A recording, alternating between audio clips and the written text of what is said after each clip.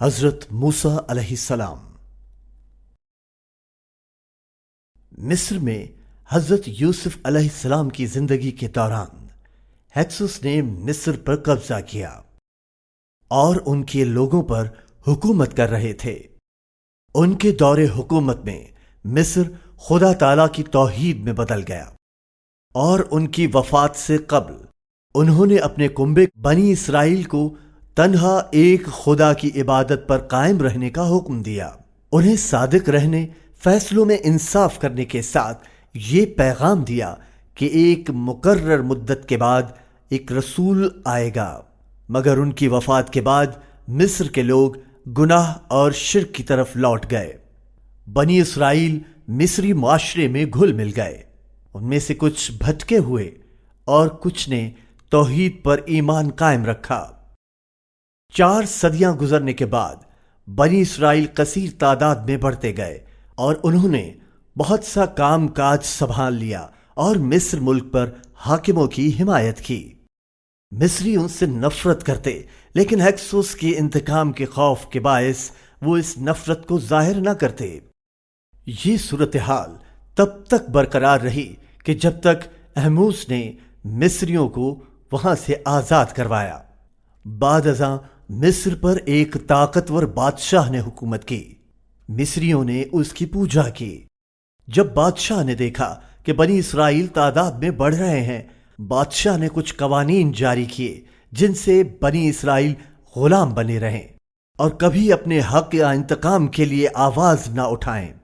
ملک پر حاکم اس حکمران کو فرعون کے نام سے جانا جاتا تھا۔ فرعون نے ایک دن خواب میں دیکھا کہ یروشلم سے مصر میں ایک آگ کا گولا آن گرا ہے۔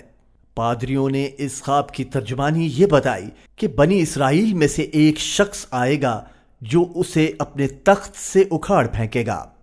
فرعون نے یہ حکم جاری کیا کہ بنی اسرائیل کے ہر مرد شیرخوار بچے کو ہلاک کیا جائے، لیکن فرعون کے مشیروں نے انہیں سمجھایا کہ یہ فیصلہ بنی اسرائیل کو فنا کر دے گا اور اس افرادی قوت کی کمی کی وجہ سے مصر کمزور ہو جائے گا۔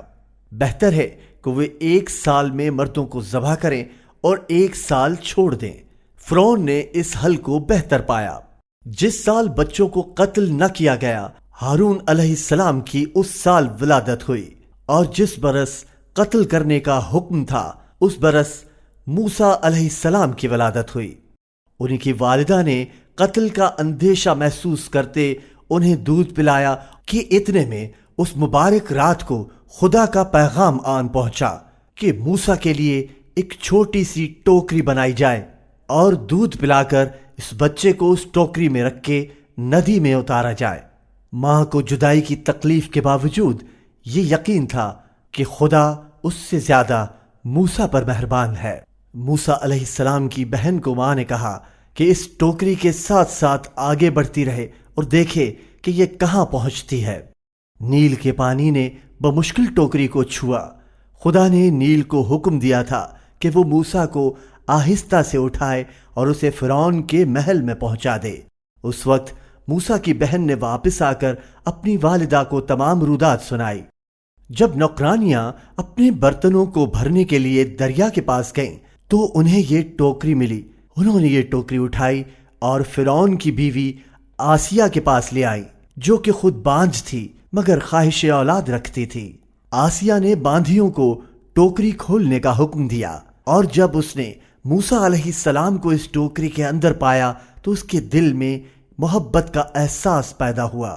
آسیہ نے فوراً بچے کو ٹوکری سے اٹھا لیا جو کہ بھوک کے مارے رو رہا تھا، اور پھر آسیہ موسیٰ کو لے کر فرعون کے پاس گئی۔ فرعون نے پوچھا، یہ بچہ کہاں سے آیا ہے؟ تو آسیہ نے اس ٹوکری کے بارے میں بتایا۔ بے رحم فرعون نے بات سنتے ہی کہا کہ یہ ضرور اسرائیل کے بچوں میں سے ایک ہوگا۔ کیا اس سال کے بچوں کے ساتھ اسے قتل نہ کیا جائے؟ آسیہ نے اپنے شوہر کو اپنی بانجھ پن یاد دلائی اور درخواست کی کہ وہ اسے اس کی پرورش کی اجازت دے، اور یوں فرعون نے اجازت دے دی۔ موسیٰ علیہ السلام۔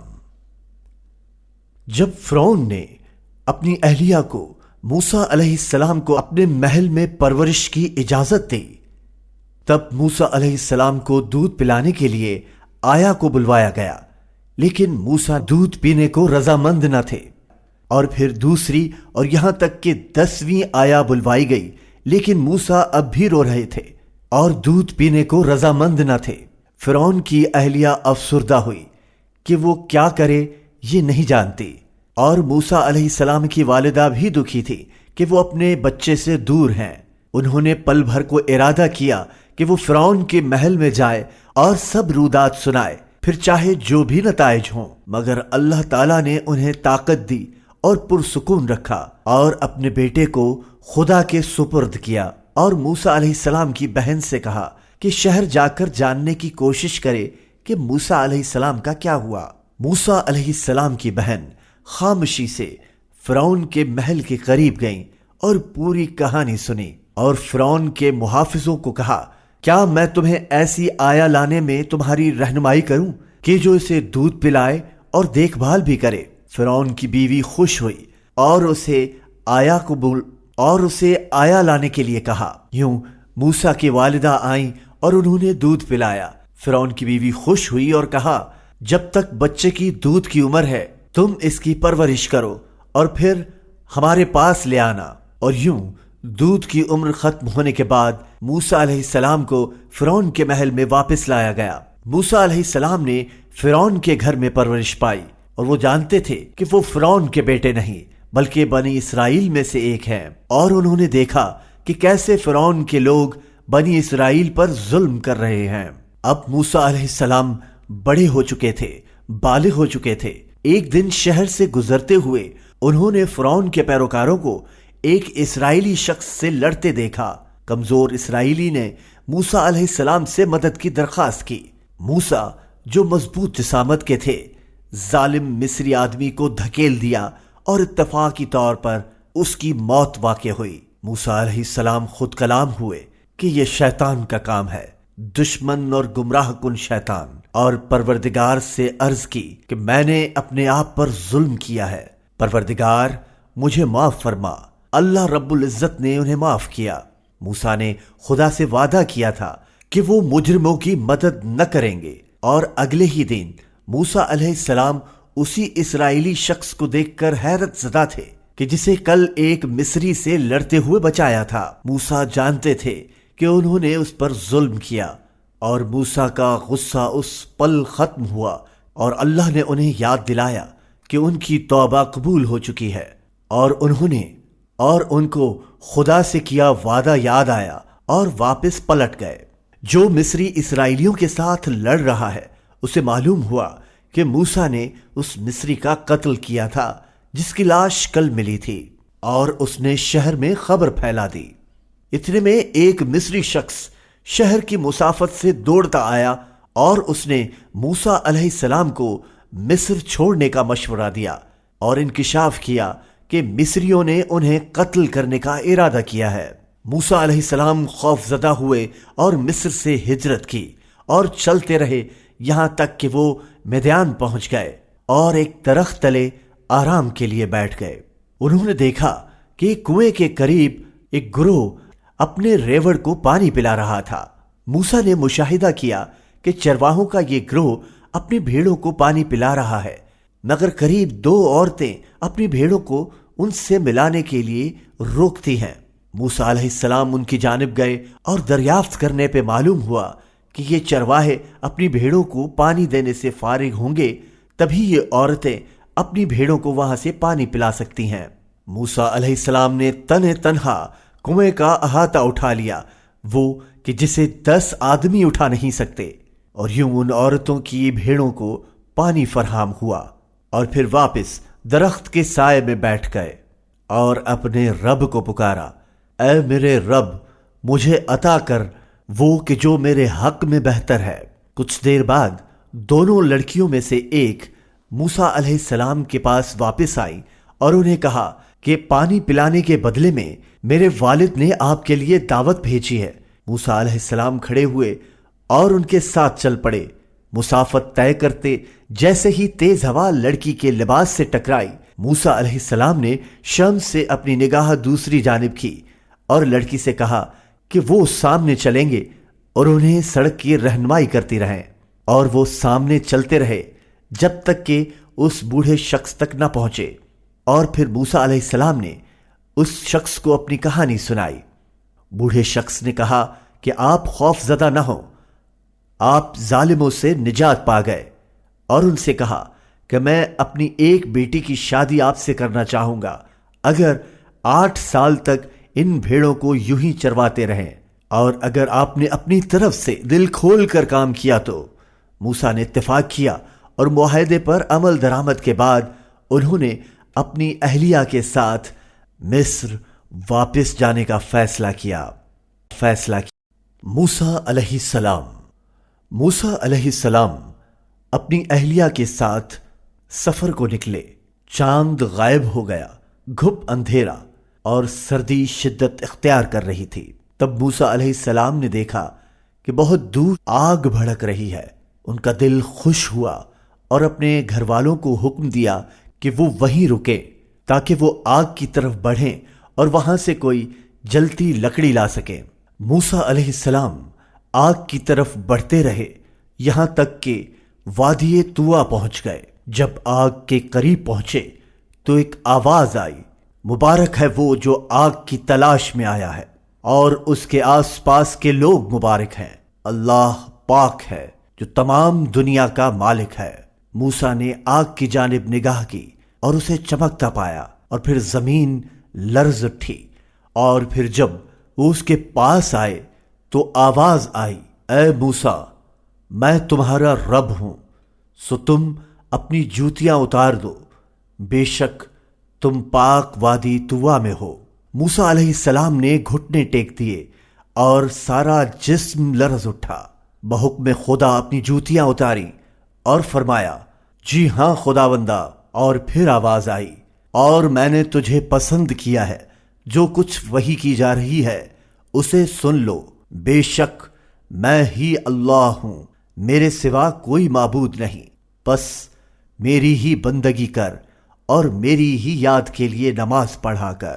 جب موسیٰ علیہ السلام کا جسم وحی لے کر آ رہا تھا تو وہ لرز اٹھا، اور پھر اس کے پروردگار نے اس سے پوچھا، اے موسیٰ، تیرے داہنے ہاتھ پر کیا ہے؟ موسیٰ نے جواب دیا، یہ میری لاٹھی ہے، میں اس پر تکیہ کرتا ہوں اور اپنی بھیڑوں کے لیے پتے اس کے ساتھ پیٹتا ہوں، اور یہ میری دوسری بہت سی ضروریات کو بھی پورا کرتی ہے۔ خداوند نے فرمایا، اسے زمین پر پھینکو، اور موسیٰ علیہ السلام نے اسے نیچے پھینکا اور ششدر رہ گیا کہ وہ سانپ میں بدل چکی تھی۔ موسیٰ خوف میں مبتلا ہوئے اور دوڑنے لگے۔ خدا کا فرمان آیا، اے موسیٰ، ڈرو مت، اس کو پکڑ لو اور خوف نہ کھاؤ، ہم اسے اس کی سابقہ حالت میں بحال کریں گے۔ موسیٰ کانپتے ہاتھوں آگے بڑھے، اور جب اسے چھو لیا تو ہاتھ میں آتے ہی وہ اپنی سابقہ حالت میں لوٹ گئی۔ اور پھر حکم آیا، اپنا ہاتھ اپنی جیب میں ڈالو، اور جب باہر نکالا تو بغیر کسی نقص کے چمکتے چاند کی طرح روشن ہوا۔ موسیٰ علیہ السلام کو خدا کا حکم ہوا کہ وہ فرعون کے پاس جائے اور ایک اللہ پر ایمان لانے کی دعوت دے اور بنی اسرائیل کو مصر سے نکالے۔ موسیٰ علیہ السلام نے عرض کی کہ وہ فرعون کے ایک شخص کو مار چکے ہیں، اسی لیے خوف زدہ ہیں، اور پروردگار سے دعا کی کہ وہ اپنے بھائی ہارون کو ساتھ لے جانے کی اجازت دیں۔ موسیٰ علیہ السلام کو یقین دلایا گیا کہ خدا ان کے ساتھ ہے، وہ سب سنتا اور دیکھتا ہے، اور یہ کہ جابر اور ظالم فرعون انہیں کوئی نقصان نہ پہنچا سکے گا۔ موسیٰ علیہ السلام اہل خانہ کے ساتھ مصر لوٹے جب تک کہ وہ فرعون کے محل تک نہ پہنچے۔ موسیٰ علیہ السلام نے فرعون کو حق کا پیغام پہنچایا اور کہا کہ رب العالمین تمام دنیا و جنت کا خالق ہے، وہ تنہا ایک اللہ کی عبادت کرے اور انہیں بنی اسرائیل سونپ دے۔ فرعون نے موسیٰ علیہ السلام کی تقریر کو طنزیہ انداز میں سنا اور کہا، خداوند عالم کیا ہے؟ موسیٰ علیہ السلام نے کہا، وہ آسمانوں اور تمام زمین کا اور جو کچھ اس کے درمیان ہے اس کا مالک ہے۔ فرعون اب بھی اپنے طنز و مزاح پر اصرار کر رہا تھا، اور پھر کہا کہ اگر یہ سچ ہے تو کوئی معجزہ ظاہر کرے۔ موسیٰ علیہ السلام نے اپنی لاٹھی پھینک دی جو سانپ میں بدل گئی، اور ان کا ہاتھ جیب میں ڈال کر جب باہر نکالا تو وہ چمک سفید چاند کی طرح چمک رہی تھی۔ فرعون نے اپنے وزراء سے مشورہ کیا کہ کیا کرنا چاہیے، اور مشورہ دیا گیا کہ موسیٰ علیہ السلام جادو کرتے ہیں، آپ بھی جادوگروں کو جمع کریں اور موسیٰ علیہ السلام سے مقابلہ کروائیں، اور جب مقابلے کا دن ہوگا فیصلہ کیا جائے گا۔ موسیٰ علیہ السلام جب مقابلے کا دن آیا تو جادوگروں اور موسیٰ علیہ السلام کے مابین فیصلہ کیا جانا تھا۔ لوگوں کو موسیٰ علیہ السلام پر جادوگروں کی فتح دیکھنے کے لیے جمع ہونے کی دعوت دی گئی۔ جب تمام لوگ اور فرعون مقابلے کی جگہ جمع ہوئے، حضرت موسیٰ علیہ السلام اور جادوگر اپنے تمام فن اور ہنری ساز و سامان کے ساتھ آئے۔ تمام جادوگروں نے اپنے ہاتھوں میں تھامی رسیاں اور لاٹھیاں زمین پر پھینک دی اور کہا، فرعون کی طاقت سے ہم ان پر غالب آ جائیں۔ چنانچہ اچانک وہ جگہ سانپوں سے بھری ہوئی تھی۔ موسیٰ علیہ السلام نے جادوگروں کی رسیوں اور لاٹھیوں کو سانپوں میں بدلتا دیکھ کر خوف محسوس کیا، اور پھر فرمان خداوندی ہوا، ڈرو مت، اور جو تمہارے دائیں ہاتھ میں ہے اسے پھینکو، اور تم نے انہیں شکست دے دی۔ موسیٰ علیہ السلام نے یقین سے اپنی لاٹھی پھینکی اور وہ سانپ میں بدل گئی اور جادوگروں کے تمام سانپوں کو نگل لیا۔ جادوگر سجدہ ریز ہوئے اور بولے، ہم موسیٰ اور ہارون کے خدا پر ایمان لاتے ہیں۔ جادوگروں کے ہتھیار ڈالنے سے فرعون نیچے پھینک دیا گیا۔ فرعون نے غصے سے جادوگروں سے پوچھا، آپ کے مشورے کے نتیجے میں ہی یہ مقابلہ ہوا، اور اس مقابلے کی فتح سے قبل تمہیں کس نے اجازت دی کہ اس پر یقین کرو؟ فرعون نے جادوگروں کو دھمکایا کہ میں تمہارا دایاں ہاتھ اور بائیں ٹانگ کاٹ دوں گا، اور یوں ہی پھر دوبارہ کروں گا تاکہ تم مفلوج ہو جاؤ۔ چونکہ جادوگروں کے دلوں میں ایمان داخل ہو چکا تھا، انہوں نے فرعون کی دھمکی کی پرواہ نہ کی اور کہا، اپنے رب کی طرف ہم لوٹ کر جائیں گے۔ اور پھر مصریوں نے موسیٰ پر اور ان لوگوں کے ساتھ جو اس کے ساتھ ایمان لائے اور فرعون سے اس کو خوفزدہ کیا، اور انہیں متنبہ کیا کہ صرف ایک خدا پر ایمان لائیں، اور ایک اللہ کی حکمرانی کا جواز باطل ہونے کا سبب بنے گا۔ فرعون نے اپنی حکومت کو خطرہ محسوس کیا اور فیصلہ کیا، ہم ان کے بیٹوں کو مار ڈالیں گے اور ان کی خواتین کو زندہ رہنے دیں گے، انہیں بے چین و بے سکون بنا دیں گے، یقیناً ہم ان پر غلبہ رکھتے ہیں۔ اس سے یہ بات واضح ہو گئی کہ فرعون نے موسیٰ پر یقین نہ کیا اور بنی اسرائیل پر ظلم کرنا بند نہ کیا۔ خدا نے موسیٰ کو بنی اسرائیل کے ساتھ مصر سے باہر جانے کی وحی نازل کی، اور ان کی روانگی رات کو ہوگی، اور انہیں یہ بھی آگاہ ہوا کہ فرعون اپنے فوجیوں کے ساتھ ان کی پیروی کرے گا۔ جب فرعون نے یہ خبر سنی کہ موسیٰ اپنی قوم کے ساتھ ہجرت کر رہے ہیں، تو اس نے اپنا حکم مرسال کیا کہ ان لوگوں کے پیچھے اپنا فوجی لشکر بھیجا جائے۔ موسیٰ علیہ السلام سمندر کے سامنے تھے اور فرعون کی فوج ان کے قریب آ چکی تھی۔ موسیٰ علیہ السلام کے ساتھ موجود لوگ گھبرا گئے، ان کے سامنے سمندر اور پیچھے دشمن تھا، اور پاس نہ کوئی جہاز، اور ان کے پاس لڑنے کا کوئی موقع نہ تھا، کیونکہ یہ خواتین اور بچوں کے ساتھ غیر مسلح مردوں کا گروہ تھا۔ انہیں ڈر تھا کہ فرعون ان سب کو ذبح کر دے گا۔ موسیٰ علیہ السلام کے گروہ کے لوگ پکارے، فرعون ہمیں پکڑ لے گا۔ موسیٰ نے کہا، نہیں، خداوند مجھے ہدایت دے گا۔ اور عین اس لمحے خدا کی طرف سے وحی آئی، اپنی لاٹھی سے سمندر پر ضرب لگاؤ، اور اس نے ایسا ہی کیا تو وہ الگ ہو گیا، اور سمندر کے بیچوں بیچ راستہ ہموار ہوا، اور سمندر کے دونوں حصے بہت بڑے ٹیلے کی مانند نظر آنے لگے۔ فرعون اپنے لشکر کے ساتھ سمندر تک پہنچا اور خشک راستہ دیکھ کر اپنے لشکر کو آگے بڑھنے کا حکم دیا۔ اور جب موسیٰ علیہ السلام اپنے گروہ کے ہمراہ سمندر عبور کر چکے، خدا کا حکم آیا اور فرعون اور اس کا لشکر سمندر کے وسط میں غرق ہوا، جہاں لہروں نے انہیں گھیر لیا، اور فرعون اور اس کی فوج سمندر میں ڈوب گئے۔